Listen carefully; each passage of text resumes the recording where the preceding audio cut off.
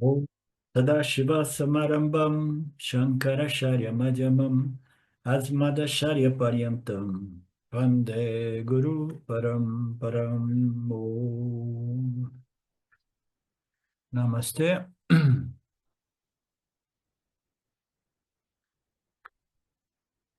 Ok, dando continuidade aqui, capítulo 11, versos 33 e 34.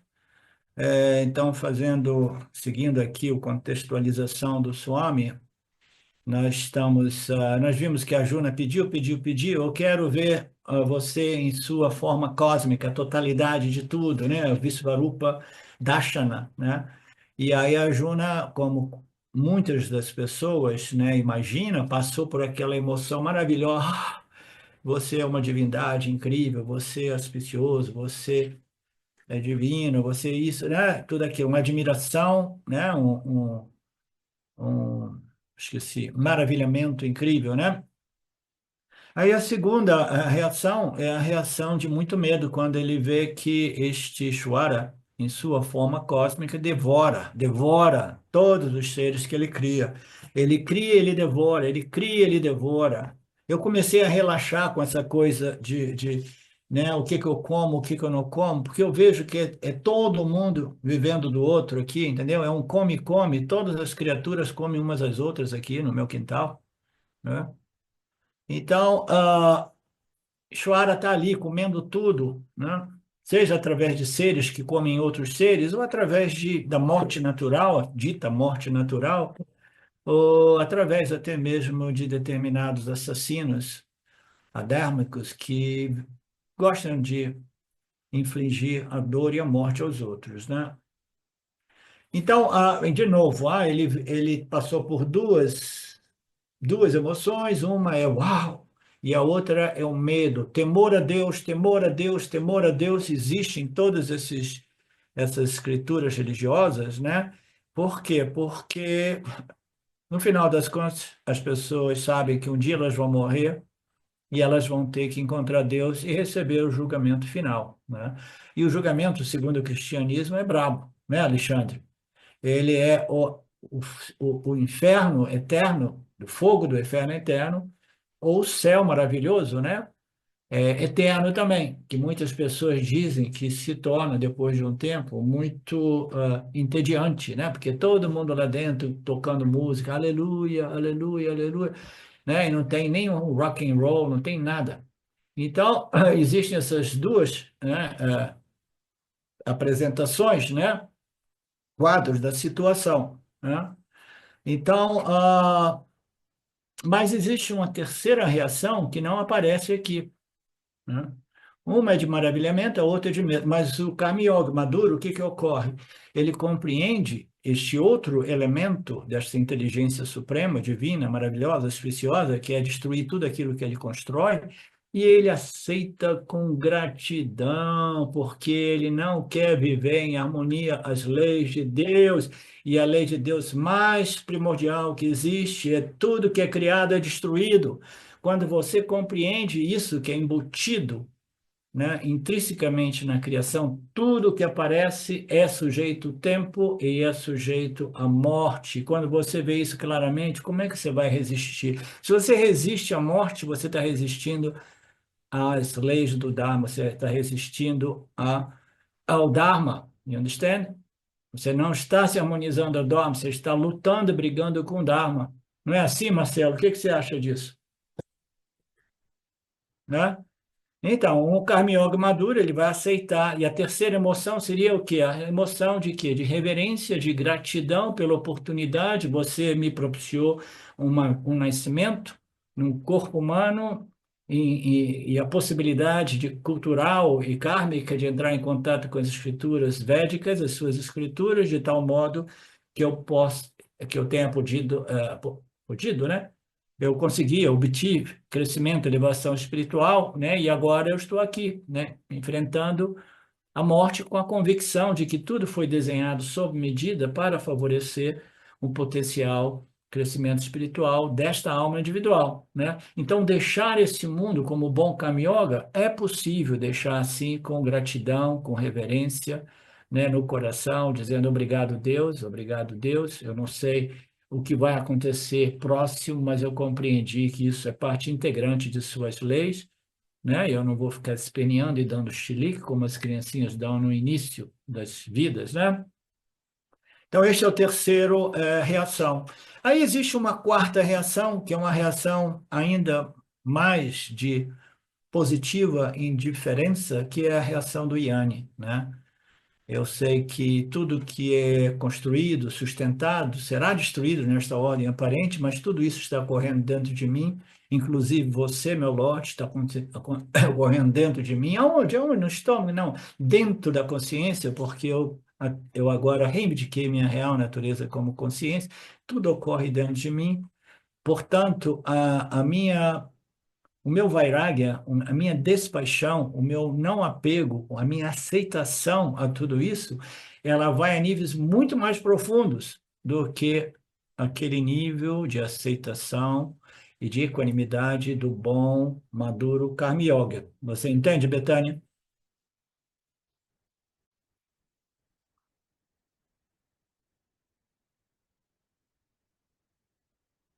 Então, a Júlia ficou confusa e perguntou: quem é você? Por que que você criou isso? Qual é a sua função? E aí o Krishna foi respondendo e responde agora do verso 33 ao 34. Ele disse que ele também é o princípio do tempo, Kalam. O tempo é parte integrante daquilo que eu sou, em minha natureza saguna. Agora, como é que o Ishvara consegue integrar esse elemento temporalidade dentro das configurações de todos os objetos sencientes e inertes? Não é uma coisa incrível? Né? Só de meditar nisso, como é que esta inteligência suprema consegue, né, consegue intrinsecamente inserir este princípio temporalidade, né, toda vez que ele produz uma configuração nova. Qualquer ser novo, seja ele inerte ou senciente, ele vem embutido com esse elemento temporalidade que parece ser um aspecto inerente de Mitya, Jagata, Mitya, aquilo que aparece e desaparece depois de um certo tempo, né? E aí a gente vê o intervalo do aparecimento e do desaparecimento, isso é uma vida, a vida de um universo, a vida de um cosmos, a vida de uma formiga, a vida de uma mosca, né? E a vida da marinéia, né? Então, tem um início e um fim. Tudo isso, né, é embutido em cada, né, configuração da criação. Então, ele é aquele que cria e aquele que controla e sustenta. Ele é esta entidade aqui. O Swami fez referência a Yama Prarthana, né? Saudações ao Senhor da Morte. Quem é que pode dizer, venha, Senhor da Morte, né? Saudações. Eu não temo você, né? Ishvara, como é que eu vou temer você? Como é que eu vou temer os seus representantes? Como é que eu vou temer essas divindades que vêm me receber no momento que eu deixar essa carcaça física velha, cheia de problema, né? Como é que eu vou temer você após ter passado por este processo vedântico, né? Portanto, saudações a você, Ishvara, o Senhor que destrói e mata. Você que é o princípio que controla e sustenta tudo, você que é o criador do Dharma, que fala assim, Dharma Raja, o rei Dharma, você é o criador do Dharma, porque você é essa inteligência, todas as leis, e você é aquele princípio temporal que acaba com tudo, o destruidor de todas as coisas. Aí ele faz referência a um outro representante de Ishvara, que é o Deus do Sol, a personificação do tempo todo-poderoso. Aí diversas exaltações, né, a Ishvara. Você é o misterioso que mantém os registros akáshicos, né? Para aquele que mantém os registros, nós damos a nossa saudação e reverência, né? Então, Yama Namaskara, né? A saudação ao Senhor da Morte, morte representado nesta passagem desses ensinamentos como o princípio tempo, o tempo também é chamado de Yama. Yama controla tudo, que nada mais é do que um aspecto de Ishvara através de suas leis, portanto é chamado também de Yama Dharma Raja, é o Deus do, do Dharma. O Dharma foi criado pelo Criador, as leis que sustentam, e mais uma vez, as leis mais importantes, as leis físicas, né, são importantíssimas para a gente compreender, inclusive a lei da física anatômica, né, que é toda a configuração orgânica, ela declina e morre, né?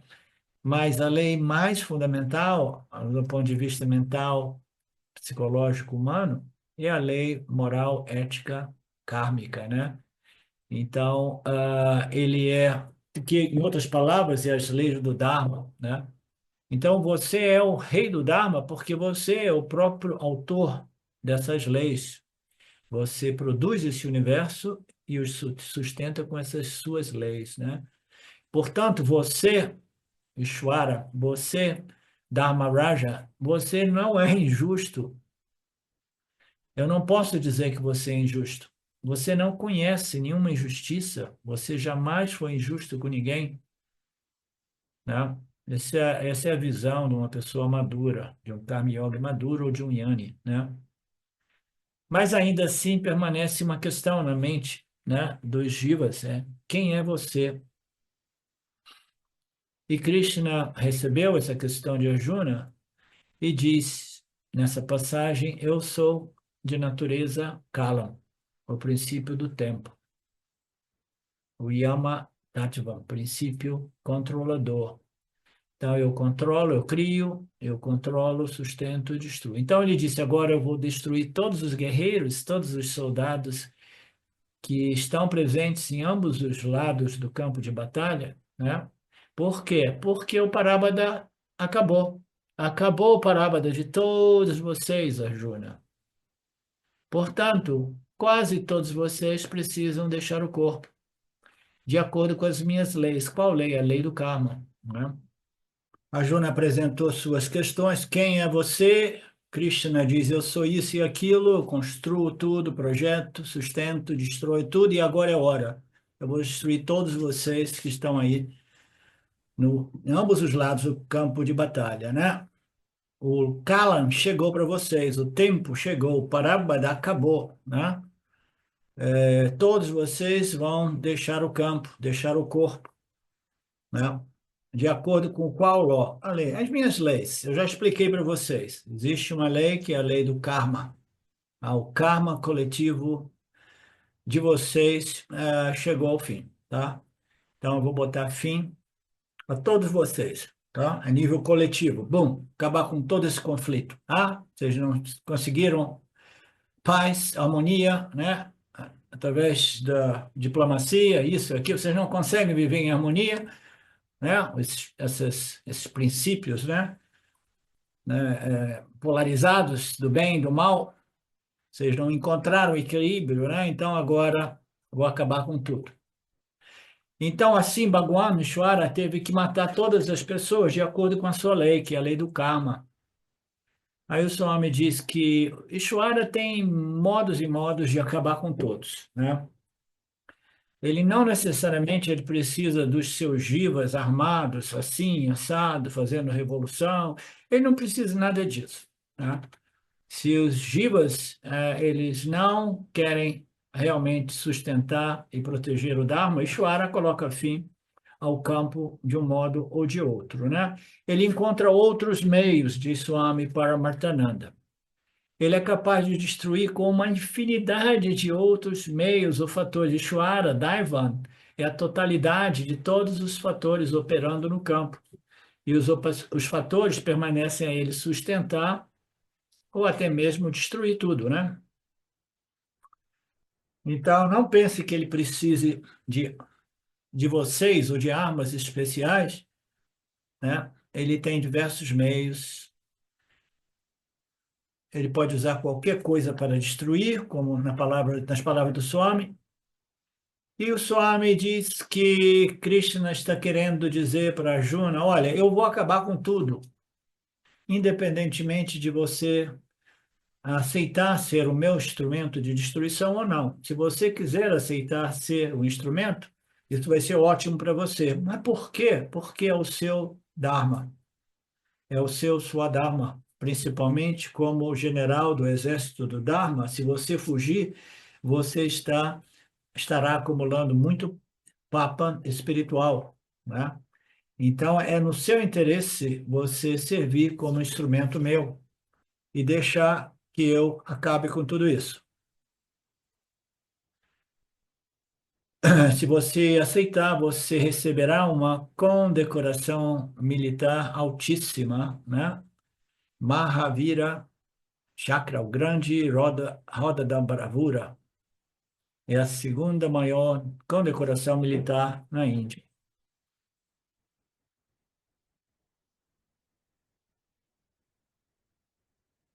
Ok, isso é suficiente para mim, eu não tenho nenhum outro arma militar. Ele fez uma declaração crucial que temos que analisar, né? Seja um instrumento neste processo de destruição. Que você se torne meu instrumento, nós já compreendemos que seria a coisa correta, né? Morrer, né? Servindo de instrumento ao Senhor. Que tipo de instrumento? De proteção e preservação do Dharma. Você tem que morrer. Chora, encher o saco com essa civilização, vai destruir tudo, que pelo menos eu morra tentando proteger, né, o Dharma de Ishvara. Seja o meu instrumento. Saiba que todos vocês já estão mortos, mas a questão agora é como eu irei, né, destruir tudo. Então, o Swami aqui entra no tema principal deste arquivo, se a gente olha para isso mais superficialmente, a gente vai ficar confuso, né? A gente vai dizer, Deus já decidiu que ele vai acabar com tudo, então não existe realmente nada que possamos fazer, tudo já foi escrito, determinado, né? Então, o determinismo, né? O fatalismo, né? O destino que já está escrito na pedra, né? Eu já acabei com tudo. Saiba que eu já acabei. A destruição já ocorreu, mas mesmo antes de Arjuna começar a guerra, eu já acabei com tudo, né? Já está no Parabada de vocês, porque eu sou a inteligência suprema, eu sou aquele que concede, que entrega o Parabada de vocês, e eu, como a inteligência que desenhou, o autor dessas leis, eu sei que agora chegou a hora de entregar este Parabada final, né? Então, ele diz que sabe, e é compreensível, porque ele é autor do Dharma, né? Mas isso pode levar as pessoas a crer que é tudo já predeterminado. Não, Ishvara está simplesmente indicando, ó, entendeu? Eu já consigo ver esse ponto que eu vou ter que intervir e colocar fim a tudo isso. Mas isso não significa que não exista o exercício do livre-arbítrio humano, que tudo seja simplesmente já escrito e determinado. Não, as escrituras nossas não promovem a ideia de fatalismo ou determinismo.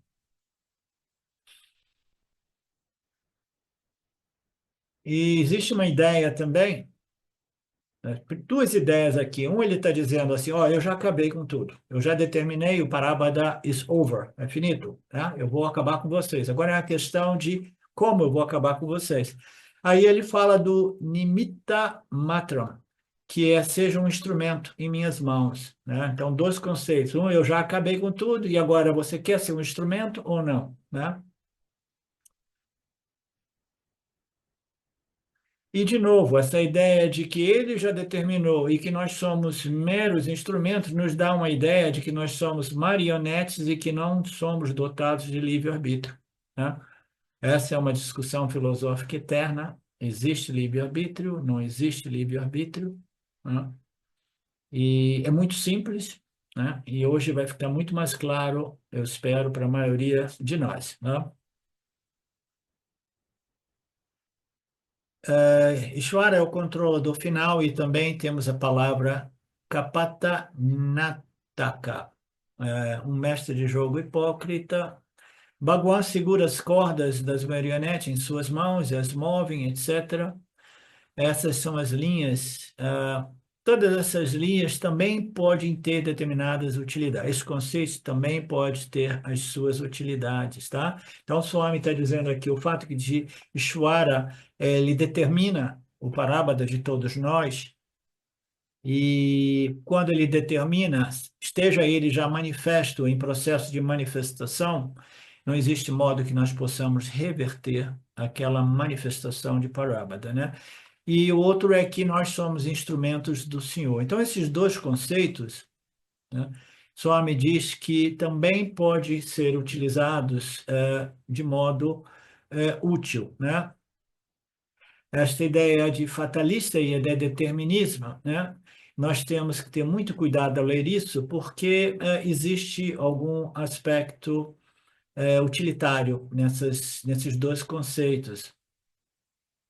Mas, fundamentalmente, nós precisamos compreender que as escrituras não aceitam o fatalismo. Uma coisa bacana é que você vê as exposições do Swami Paramartananda, ele costuma dizer muito claramente, de acordo com as nossas escrituras dizem isso, isso e aquilo. Ele jamais diz, eu digo isso e aquilo, né? E as coisas são assim e assim por causa das escrituras. Ele sempre coloca de acordo com as nossas escrituras. Aqui ele está dizendo, as nossas escrituras não aceitam o conceito do fatalismo. Eu acho isso muito bacana. Eu, quando apresentei a última questão que eu tinha para ele, né, ele me respondeu do mesmo modo, de acordo com as nossas escrituras, essas loucas assim, assado, bababá, bababá, bababá, né? Mas ele não está dizendo, mas fica sotinteso, subentendido, né? Fica subentendido que ele diz, as nossas escrituras não aceitam o fatalismo e eu tenho total confiança nas nossas escrituras. Mas a total confiança é algo a ser desenvolvido por cada um de nós. E ela não pode ser forçada nos outros. É por isso que o Swami Paramarthananda diz, né? As nossas escrituras, né? Aceito ou não aceito, dizem isso ou dizem aquilo. Cabe a cada um de nós desenvolver uma confiança total nas escrituras ou parcial nas escrituras. Não é assim, Marcelo?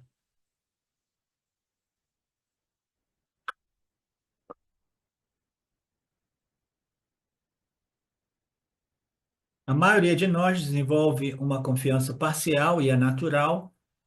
Por quê? Porque nós ingerimos e digerimos tantos conceitos contraditórios às escrituras que não foram ainda resolvidos, né? Então, somente muito Shravana, com a ajuda de um professor, de um guru realmente competente, pode nos ajudar a descartar todos aqueles elementos que estão lá impedindo, obstruindo que o crescimento do da nossa confiança na escritura, né? Shraddha, a confiança, ela vai ocorrendo na medida que aquelas aparentes contradições vão sendo dissolvidas na luz da clareza dessas exposições das escrituras.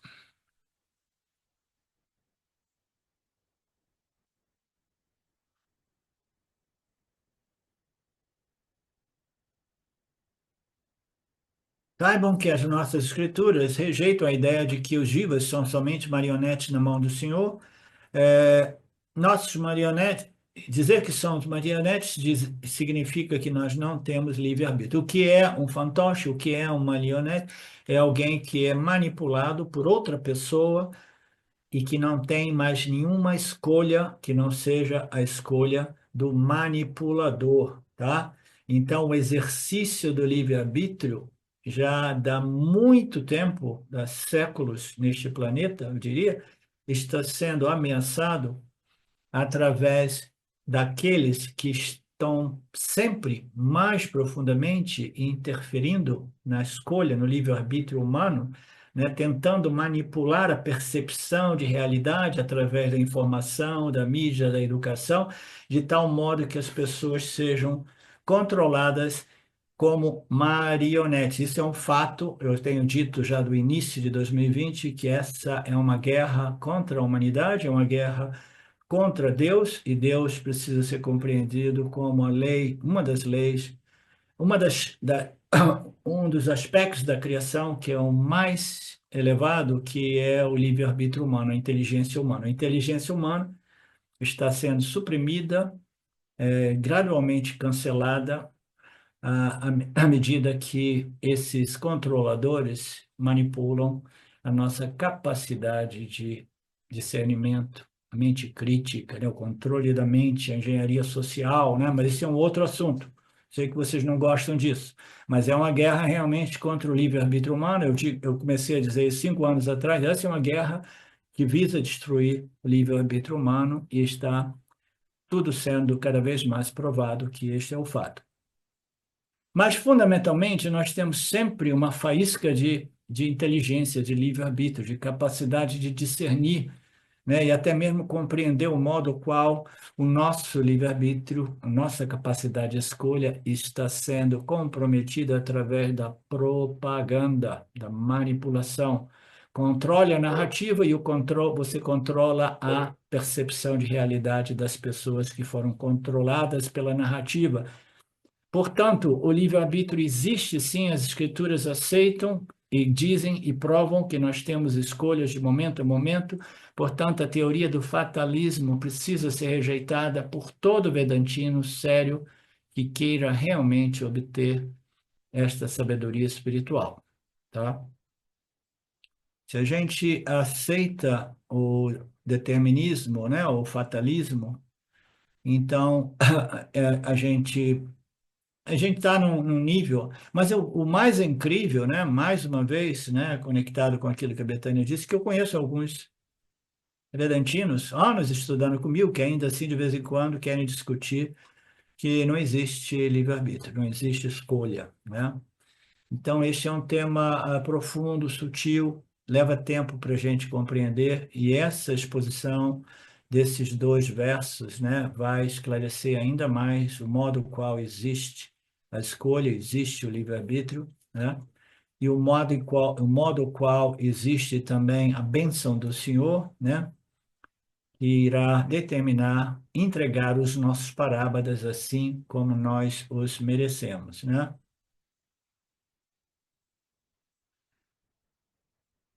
Ok, o senhor me diz assim, ponto de partida: o fatalismo precisa ser rejeitado, devemos ser cuidadosos. Quando rejeitamos o fatalismo, não estamos rejeitando o destino, nós não estamos rejeitando o parábada, ok? O parábada está aí, né? O destino está se formando diante dos nossos olhos, mas isso não é resultado de fatalismo, não é simplesmente uma vontade de Deus desprovida das ações dos seus jivatmas, né? Então, uma coisa é rejeitar o fatalismo, o determinismo, e a outra coisa é rejeitar o parábada, né? Não rejeitamos o destino, nós estamos fazendo uma diferença sutil entre o fatalismo, mas não estamos rejeitando o destino. Qual é a diferença? Eu vou dizer para vocês, ele diz, o destino é definido como os resultados de nossas ações que fizemos no passado, a nível pessoal, meu parábada pessoal, e a nível coletivo, né? O parábada coletivo de uma sociedade, ou uma nação, ou de uma civilização, né? Então, os resultados das ações estará sempre configurando os nossos parábadas, tá?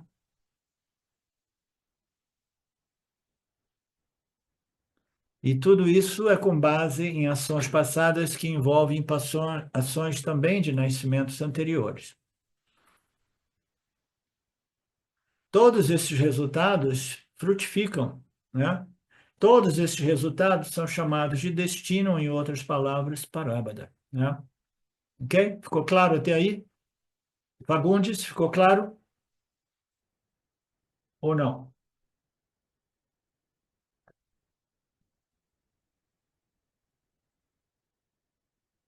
Ok. Nossas escrituras aceitam o destino exatamente como um outro nome dado para o karma, né? Outra coisa é karma, né? O que é o karma? O karma é aquilo que se está manifestando como o meu parábada, né? Eu posso recusar o meu parábada, o meu karma, né? O meu destino, né? O que está ocorrendo a nível, né, pessoal e coletivo. Não, eu não posso rejeitar, não posso dizer, não, houve um engano, porque mesmo que nós possamos desconfiar que Deus não seja uma inteligência perfeita, né, ainda assim a gente sabe que a gente não pode devolver tudo para Deus. Dizer, não, isso eu não aceito. Este parábola eu não aceito, né? Não, as escrituras aceitam o destino como o nosso karma. O nosso que karma? Parábola da karma, ok? Que também é conhecido como destino, que é chamado também de parábola da karma, que é chamado também de Daivan, né? Agora ele apresenta um outro termo. O Daivan aqui significa o quê? A vontade do Senhor, tá? A vontade do Senhor, a inteligência do Senhor, né? Como é que é a expressão? God willing, se Deus permitindo, se Deus quiser, a gente diz em português, né?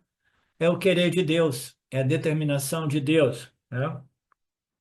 Daivan. E quando Deus determina alguma coisa, o destino, por exemplo, de uma humanidade, ele determina com base nessa equação kármica extremamente complexa e perfeita que somente ele compreende. Não, agora o parábada is over, acabou, né? Não tem mais outros parábadas. Esse é o parábada final deste momento. Aí ele diz assim, a confusão também deriva do fato de que muitas pessoas querem estudar, né, os astros, os planetas, né, entra no campo das posições planetárias, né, que influenciam a nossa vida, que já são mais ou menos indicativas do momento do nosso nascimento, né, toda essa ciência, né.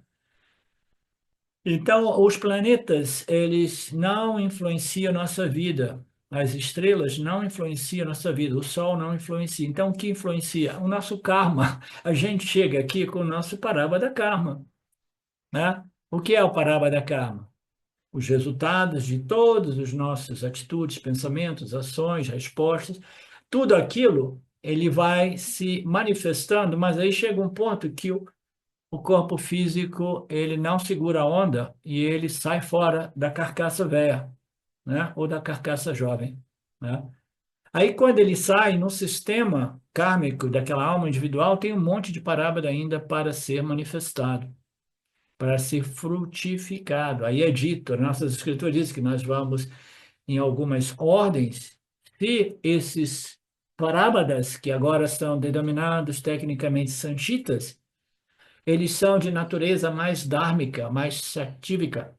Se eles são mais de natureza púnia, você vai, né, desfrutar um pouco, exaurir, gastar um pouco disso e nessas ordens, né, nessas dimensões não físicas, né, onde almas individuais com mais púnia vão lá para, né, simplesmente gastar ou desfrutar de punha. Então, o parábada, quando o corpo, né, a alma individual deixa o corpo, aí ele não tem mais um mecanismo para frutificar e exaurir e gastar, né, os seus parábadas, aí ele vai numa outra dimensão não física, ou então mais física ainda, mais para baixo ainda, para sofrer, se for uma alma, né, influenciada ou configurada por muitos papas, né, karmas muito negativos, Então, o indivíduo ele vai. Então, o Parábada, ele é interrompido, ele é suspenso como Sanchita. Dizem as nossas escrituras que os Sanchitas são exauridos em algumas locas, né? E depois o indivíduo volta ainda aqui com um grande resíduo de Sanchita. Naturalmente, a gente volta aqui com um grande resíduo ainda de Sanchita, né? Eu não sei exatamente por que que a gente precisa exaurir um pouco fora do corpo antes de voltar aqui com a nossa carga de sanchita, de karma, né? Que precisa se tornar parábada, manifestando-se como as nossas experiências de vida, né? Mas o fato é que a gente chega aqui com um monte de sanchita que se manifesta como condições de nossas vidas, né? Então, sanchita, parábada. Parábada é aquilo que é contido na alma individual no momento do nascimento, e segundo muitos, né, através da astrologia, etc., a posição dos planetas e dos astros celestiais possam indicar um pouco a natureza do nosso Parábada Karma, ou do nosso Sanchita Karma, que irá se manifestar como parada. Você entende, Betânia?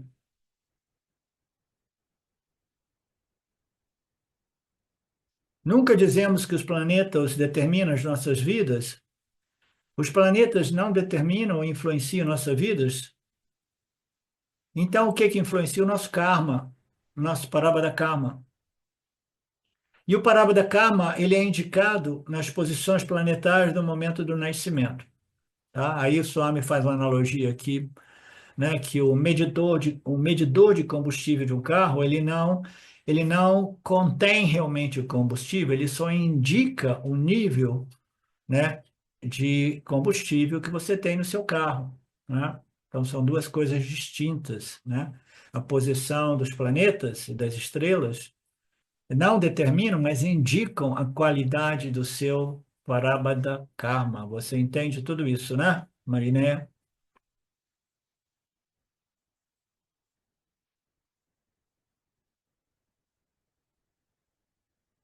Ok. Similarmente, as estrelas ou os indicadores do Prarabdha Karma do indivíduos, eles não estão realmente determinando, eles estão indicando a natureza do Prarabdha Karma de cada um de nós. Quem é que vai influenciar a minha vida? A qualidade do meu karma, do meu Prarabdha Karma. O Prarabdha Karma é o que aparece como, né, o meu destino.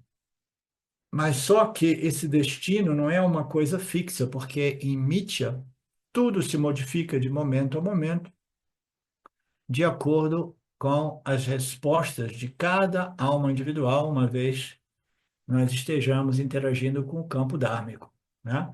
Mas a gente chega naquela condição, como eu já compartilhei com vocês diversas vezes, eu cheguei numa condição muito precária, né? Eu tinha um parábada extremamente difícil e doloroso.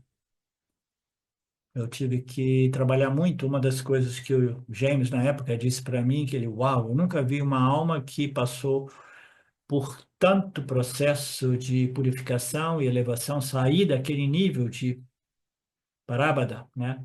Para chegar ao autoconhecimento é uma coisa rara de ser obtida numa única vida, né? Por quê? Quando a gente nasce com o Parabada nosso, né?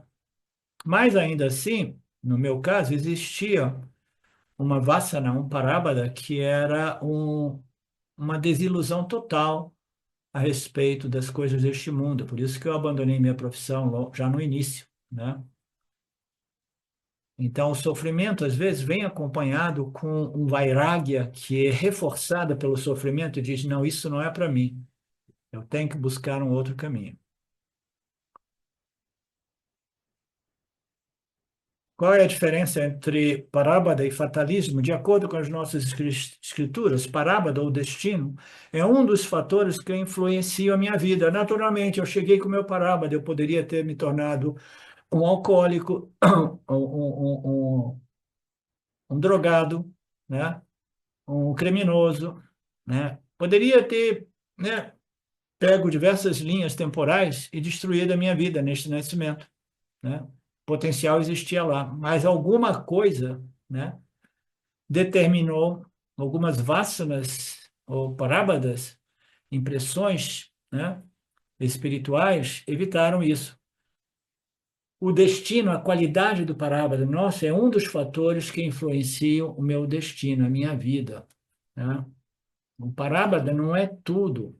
Existem outros aspectos que irão, né, como se diz, interagir o meu karma para determinar o curso da minha vida. O destino é melhor visto como o curso da minha vida, né? Né?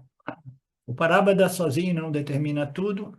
Se você acha que o parábada determina tudo, então se você chega com karma negativo, você vai morrer realmente com karma sempre negativo, né? Isso é fatalismo, assim, como é que se diz aquela expressão, né? Por que eu, né? Vitimização, né? E, né? Não tem nada que eu possa fazer. Mas as nossas escrituras dizem que o destino é um entre os fatores. Existem outros fatores. E qual é o outro fator? Marinéia, não leio não. Me diz aí qual é o próximo fator.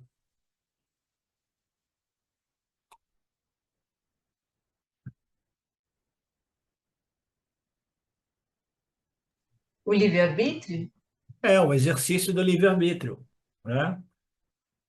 Porque essa inteligência humana, essa capacidade de observar ao nosso redor e tentar inferir, compreender, né, que eu tenho que encontrar uma saída, eu tenho que remover esse elemento de sofrimento psicológico tão denso, né? Eu tenho que crescer, eu tenho que fazer alguma coisa, eu tenho que dar a volta por cima, né? Eu identifiquei tudo isso e subconscientemente quando era um garoto, né? Quando eu achava que, não, de repente a melhor saída aqui é o suicídio, porque eu tinha pensamentos suicidas e as minhas poesias eram todas elas de natureza suicida, eu simplesmente procurei ajuda. Ninguém sabe por quê, mas eu procurei ajuda, ao invés de mergulhar mais profundamente no álcool e nas drogas. Você entende, Alexandre? O que que é essa força? O que que é isso? O Parábada era terrível, né? Mas existia essa cintilha, né? De escolha, né, de inteligência humana, de intelecto, né, capacidade de discernir e escolher, que diz assim, não, eu preciso sair dessa, né? Então, nós sempre temos o livre-arbítrio, a possibilidade de redirecionar, reorientar nossas vidas, tá? Sempre, sempre, sempre. Não importa o quanto difícil seja o nosso Parabada Karma. Você entende, Mari?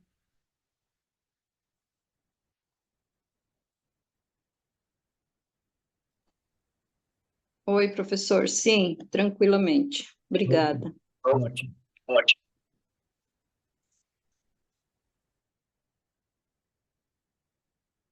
Oi, professor.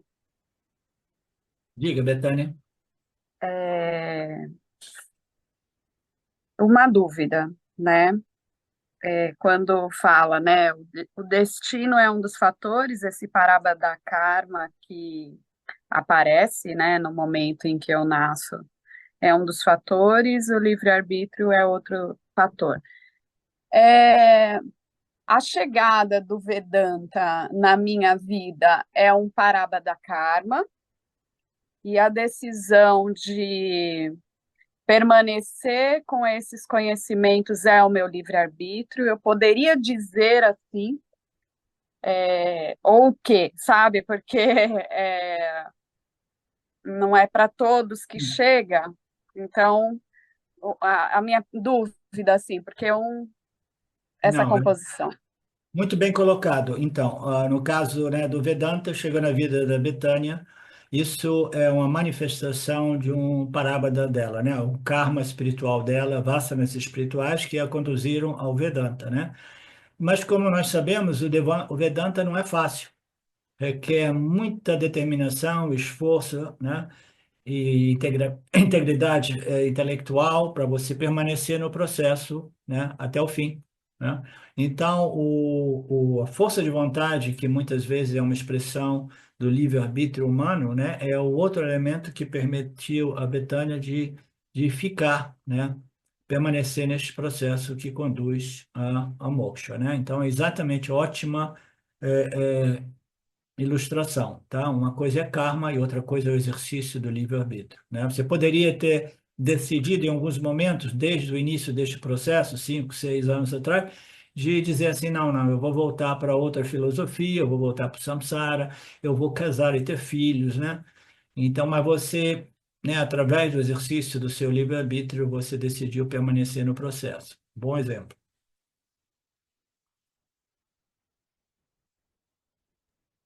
Então, professor, eu posso dizer, como você explicou, né? Eu posso ter esses planetas apontando um Parabada Karma favorável para o autoconhecimento, mas eu posso fazer uma escolha de não usar esse a favor, ao meu favor, né? E como o destino não sendo o fator único, né? A fatalidade ali, como você disse, mas um dos fatores, né? E também quando você dá o exemplo, né, de que o seu Parabada Karma era um Parabada Karma até com pensamentos suicidas ali que vinham de tão difícil que era a vida, também esse destino pode ser alterado na medida que a gente vai compreendendo a vida de outra maneira, como você foi fazendo, né? Então, por isso, vamos dizer assim, o mapa astral, ele é só esse Parabada Karma indicando possibilidades, né? Mas não o resultado final, né? Exatamente, é. Tudo isso aí são indicadores potenciais, né, com base naquilo que é o karma de cada um de nós. Uma coisa, hoje, quando eu li isso aqui, eu me lembrei de uma coisa que tinha já fugido da minha memória já dá muito tempo. E agora você falando mais uma vez sobre o mapa astral, isso e aquilo, me lembrou de novo. Quando eu era muito garotinho mesmo, né, menos de 5 anos provavelmente, ou em torno de 5 anos, a minha mãe me levou a uma pessoa que se dizia capaz de fazer, de ver o futuro e ver, fazer esses mapas astrais, né? Para determinar o potencial, da alma individual. E ela falou algumas coisas sobre mim, e minha mãe me disse algumas vezes ao longo da minha infância, eu nunca levei a sério. Falava que eu teria um futuro, né? Um futuro, uma alma muito elevada, etc. Eu não lembro bem os detalhes, mas aquilo ali foi uma coisa que eu falei, "Pô, como é que eu sou uma alma tão elevada, né, potencialmente no futuro como destino e viver num oceano de tanta dor e sofrimento, né? Então eu me lembrei disso também. Então são indicações de um potencial que existe com base, né, na posição dos planetas, mas isso pode aparecer como um parábada, né, muito, muito difícil, mas ainda assim, dentro do qual embutido existe um grande potencial. Esse potencial vai depender de um exercício devido, né, do nossa inteligência humana, do nosso livre-arbítrio, das escolhas que a gente vai fazendo ao longo da vida. Eu poderia ter escolhido me suicidar, eu poderia ter escolhido mergulhar nas drogas, ainda mais. Então, nossas escolhas vão direcionando o nosso caminho, o nosso processo de vida, né? Então, o destino, o parábada é um dos fatores, o outro fator é chamado livre-arbítrio, né? Ou purushartha. Purushartha é o objetivo da minha vida, né? As minhas escolhas, elas precisam, isso é muito bem colocado aqui. E qual é o livre-arbítrio ou purushartha? Purushartha são os objetivos humanos. Somente os humanos têm objetivos, né? E o meu objetivo não era o suicídio ou totalmente destruição através das drogas e do álcool, né? O, O meu objetivo era sair daquele buraco, né? Digamos assim. Então, o livre-arbítrio ou o meu objetivo de vida, né? Ah, tá aqui, objetivo, né? Então, o exercício do livre-arbítrio tem que ser em harmonia com os nossos objetivos, seja a nível mais profundo ou mais superficial. Por exemplo, eu preciso comprar um carro novo, que o meu está muito velho. Então, meu objetivo é juntar dinheiro para comprar um carro novo. Então, eu tenho que levantar todo dia, trabalhar e economizar o dinheiro para que eu consiga, né, realizar esta necessidade, né? Então, as minhas escolhas vão ser, vou trabalhar horas extras, isso vai ser em acordo com o meu Purushartha, o meu objetivo. Então, o Purushartha aqui é a visão que nos permite as escolhas que precisam ser em harmonia com este tipo de objetivo e que esse objetivo seja totalmente em harmonia com o Dharma. Não existe objetivo mais dármico do que o objetivo de elevação espiritual. Não é assim, Alexandre? Se a gente vive uma vida, existe objetivo mais em harmonia com as leis de Deus que não seja, né, a minha elevação espiritual, o meu crescimento, né?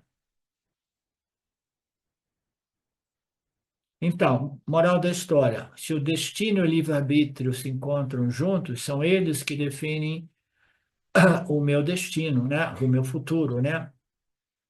Isso é o que diz as nossas escrituras, né? Se o Parabada, né?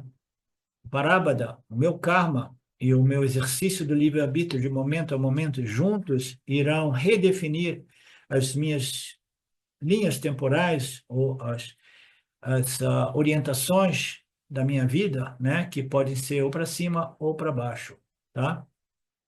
A associação é importante, associação com a escritura, com o guru e com outras pessoas interessadas neste processo. Se você diz que o destino, ou o Parabada e o livre-arbítrio juntos decidem o futuro, você está em harmonia com as escrituras.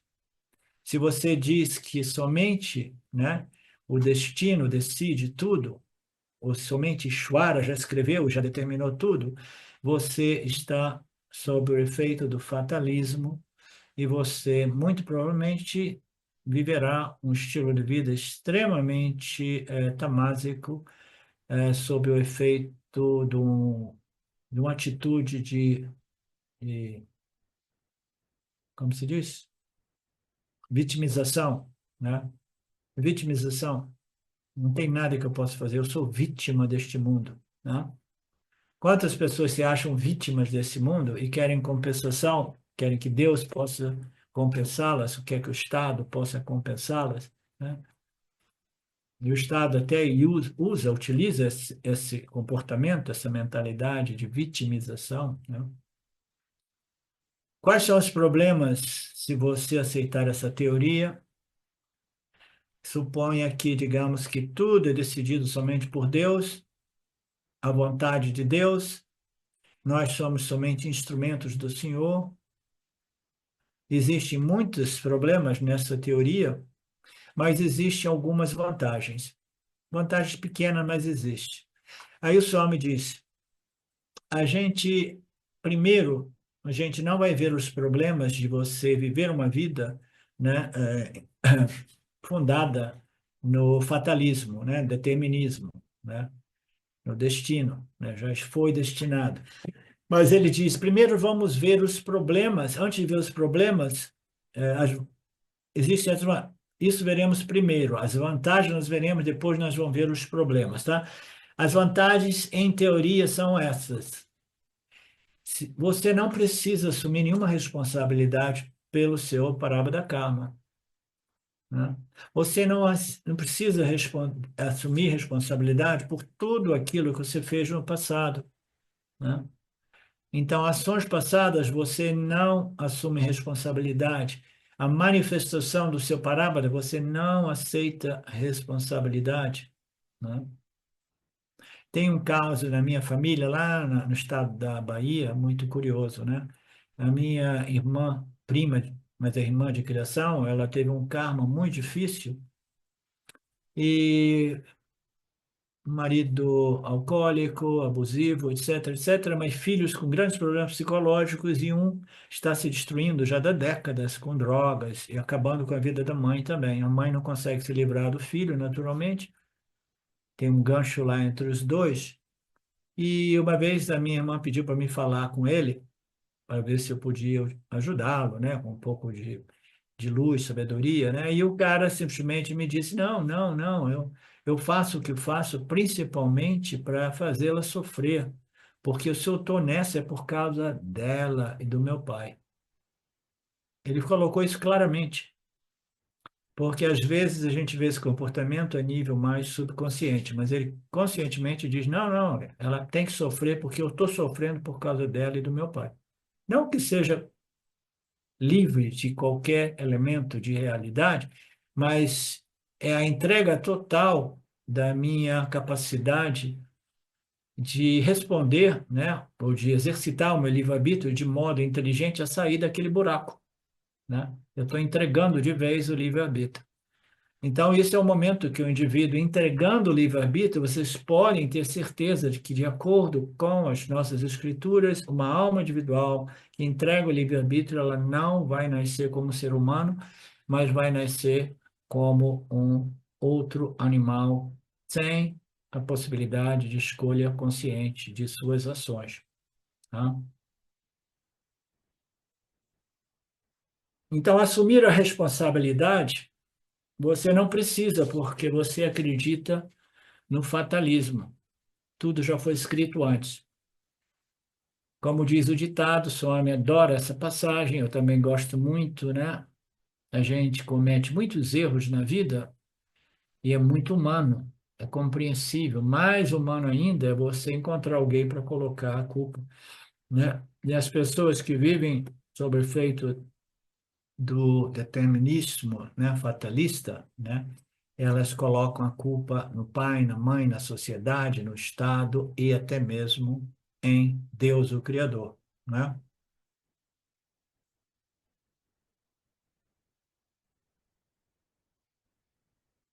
A gente está sempre procurando por um bode expiatório se a gente vive sobre efeito desse conceito equivocado do fatalismo. Então, essa é uma vantagem, mas é uma vantagem que não permite o meu crescimento, mas me dá um certo conforto, né? De dizer que não, eu não sou responsável por nada disso. Tudo aquilo que eu fiz na infância, no passado, inclusive se eu assassinei alguém, né? Nada disso realmente eu me responsabilizo, porque eu era somente um instrumento de Deus. Deus, nos Estados Unidos é muito curioso. Existe muito comumente essas cortes, né, antes de julgar a pessoa, que lá em muitos dos estados, pelo menos até recentemente, existia a pena da morte, né? Então, antes do indivíduo ser condenado, ele diz: não, eu não fiz nenhuma ação. Então, quem é que fez? O senhor. O senhor me disse para fazer isso e aquilo. Eu ouvi claramente a voz do senhor dizendo: assassinem essas pessoas, né? Então, a vantagem é que eu até mesmo na hora da morte eu estou, né, simplesmente negando a minha responsabilidade, escapando das minhas responsabilidades, aceitando que Deus quis que eu fizesse isso e aquilo, portanto, não é minha culpa, né? Então, este é um consolo, é uma vantagem incidental, mas que destrói ainda mais, né, a alma individual. A outra, a outra vantagem, que é um pouco mais positiva e menos destrutiva, né, bem melhor, é que quando você diz que tudo segue a vontade de Deus, isso me permite aceitar as dores da vida com mais fé, com mais confiança, né? Eu tenho amor, tenho reverência, tenho aceitação a Deus. Eu sei que Deus é que determina tudo. Eu nem considero o meu livre-arbítrio como parte integrante desta equação, mas a minha fé em Deus e a minha reverência me permite aceitar todas as dores que eu estou passando, entendeu? Com uma certa resignação. Mas eu não estou vendo que eu estou colhendo os frutos das minhas próprias ações. Eu estou simplesmente, como uma pessoa religiosa, eu aceito a minha dor, eu aceito a minha dor, né? Porque Deus sabe o que faz, né? Sem conectar os pontos entre as minhas ações e os resultados que eu estou colhendo, né? Eu, como devoto de Deus, eu jamais irei ver Deus como injusto, né? Ou anaspicioso, etc., né? Nos ajuda a aceitar os sofrimentos da vida. É uma posição útil para aceitar os sofrimentos. Nas Escrituras, esta determinação de tudo de acordo com Deus, né?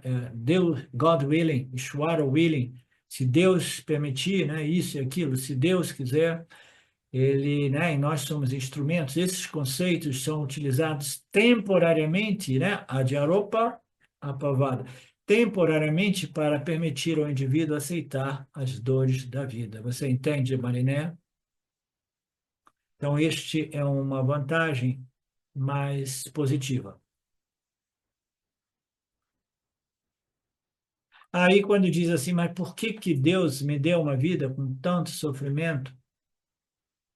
Me lembra uma tia da Silvia que nasceu cheio de problemas físicos, fez diversas cirurgias em sua vida adulta, mas diversas, talvez até antes de se tornar adulta, problemas psicológicos, mas era um oceano de sofrimento e acabou deixando o corpo numa idade relativamente ainda jovem, né? Então, a pessoa religiosa aceita tudo isso, né? E ela diz: isso deve existir um propósito para tanto sofrimento, isso deve servir para quê? Para me pagar os meus pecados, na linguagem religiosa cristã. Eu estou me purificando, assim dizendo, pagando os meus pecados. Então, tudo bem, eu aceito melhor o sofrimento, porque eu sou uma pessoa religiosa, a nível mais menos sofisticado, ou mais infantil. Eu aceito as dores da vida sem conectar esses resultados com as minhas ações e atitudes desta vida, e muito menos em nascimentos anteriores, sem obter a discriminação para sair deste processo de pagar os meus pecados com muita dor, né? Eu aceito com uma certa resignação, porque eu sou uma pessoa religiosa. Tudo isso é destinado à minha purificação. Existe um ditado que diz: Ishvara te coloca debaixo da água. Debaixo da água é uma das situações mais adversas possíveis. Todas as situações adversas é quando a gente, na gíria inglesa, né, você está debaixo da água, né, que você está né, em aflição, né, querendo sair daquela situação. Todas essas situações de você ir para debaixo da água servem para me purificar, mas me limpar. Tudo isso é a vontade de Deus. Eu penso assim: ó Senhor, você está me dando tanto sofrimento para me purificar. Portanto, o fatalismo é empregado como um propósito limitado também em nossa escritura védica. Aí ele fala sobre uma passagem de um Purana na qual o Rama emprega esse método, né? Que método? O método de dizer: eu estou sofrendo, mas ainda assim, né? Tudo isso serve. Mas o Swami não elaborou esta passagem. Eu ouvi atentamente e não elaborou.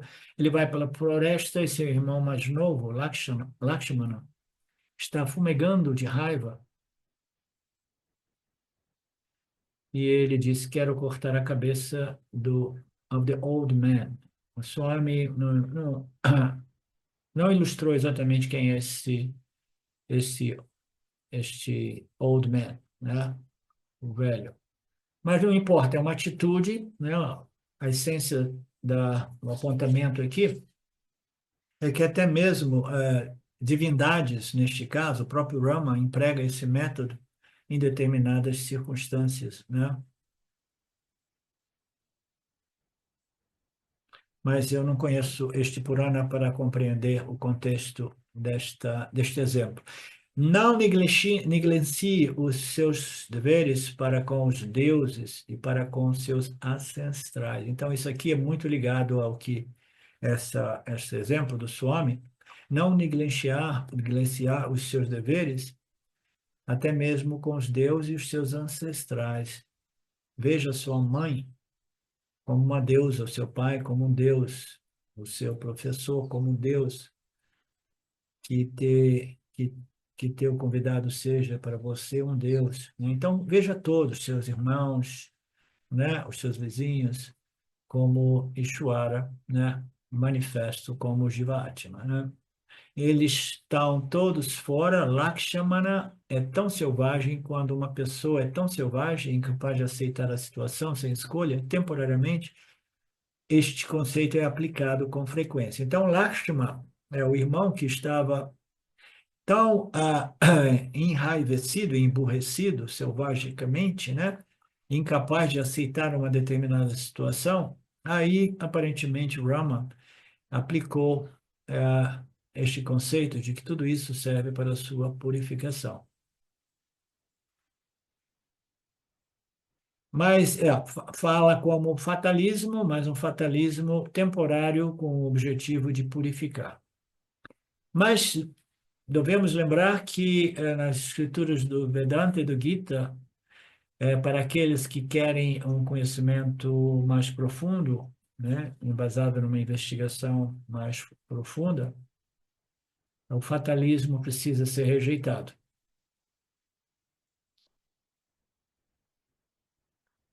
Ok. Shankaracharya também repetidamente diz em seu comentário: qualquer perspectiva de você que você dê que descarte o livre-arbítrio, nós não aceitamos.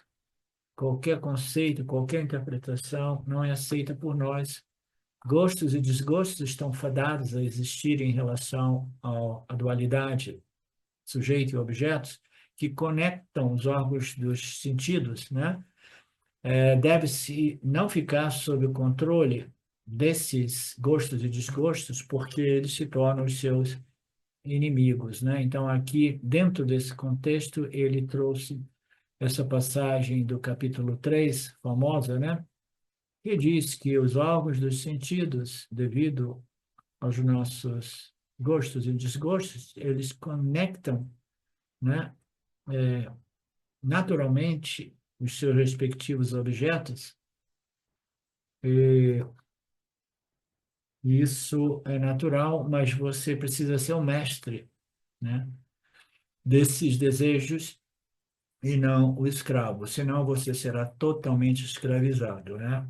Permaneça, né, com a sua mente discriminativa, jamais sendo vítima dos seus gostos e desgostos, quereres e não quereres, as suas vasanas, raga devesha, ou o seu paraba das suas tendências, né?